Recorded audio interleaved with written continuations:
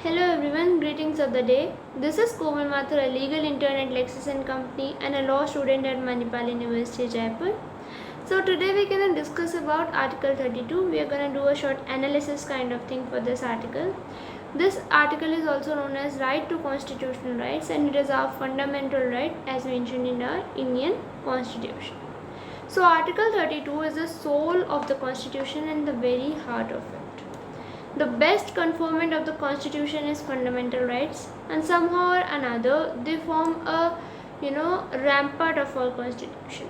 Each one of these rights is trivial if there exists an instrument to regulate it. Article 32 gives such a component. That is the reason it is a gem, delegated wonder, the heart and the spirit of the Constitution. Article 32 is known as the spirit of the Constitution and exceptionally the heart of it by Dr. Ambedkar.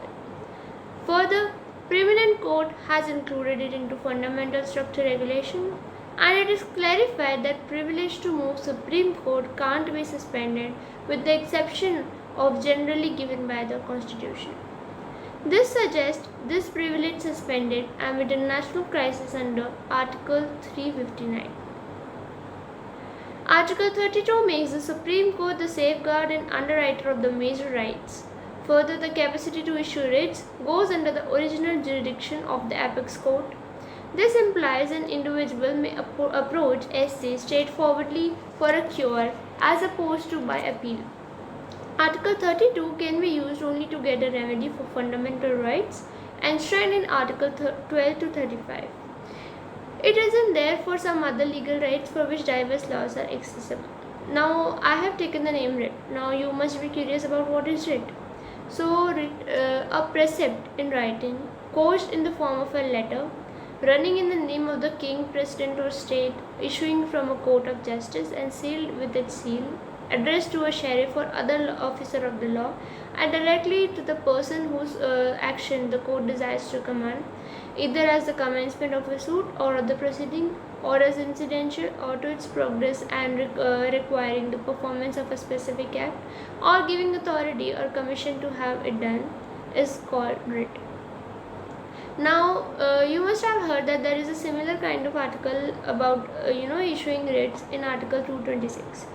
So many of the students and the people in law and other common people stay confused in both of these articles. So let us do a comparative analysis of Article 32 and Article 226.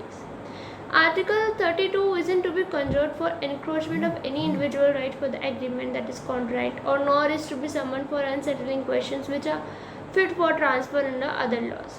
While Article 226 Clause 1 of the Constitution of India on the other hand says, notwithstanding anything in Article 32, every High Court shall have powers throughout the territories in relation to which it exercises jurisdiction to issue any person or authority, including in appropriate cases, any government with those territory directions, orders or writs, including writs in the nature of habeas corpus, mandamus, prohibition, quo warranto or certiorari or any of them for the enforcement of any right conferred by Part 3 or for any other purpose. As is obvious from the uncovered dialect that the article ensures a person to move to the High Court for implementation of the fundamental rights and also for the implementation for some other important lawful rights. Article 226 gives wide power on the High Courts. It fills in as a major repository of the legal capacity to control organization. Its capacity under Article 226 can't be diminished by enactment. In this matter, forces of High Court gave Article 226 are more extensive when contrasted with forces presented on the Supreme Court under Article 32 of the Constitution of India. So the simple difference between both the article is that under Article 32, you can only reach to Supreme Court whenever your fundamental rights are infringed. But in Article 226, you can reach High Court whether your fundamental rights are infringed or whether any other lawful right is infringed, you can reach High Court. So this is the basic difference between both the articles. So I hope I have cleared all your confusions about these both articles, and you can ask me some questions if you have in the comment box. So thank you everyone. Thank you. Have a nice day.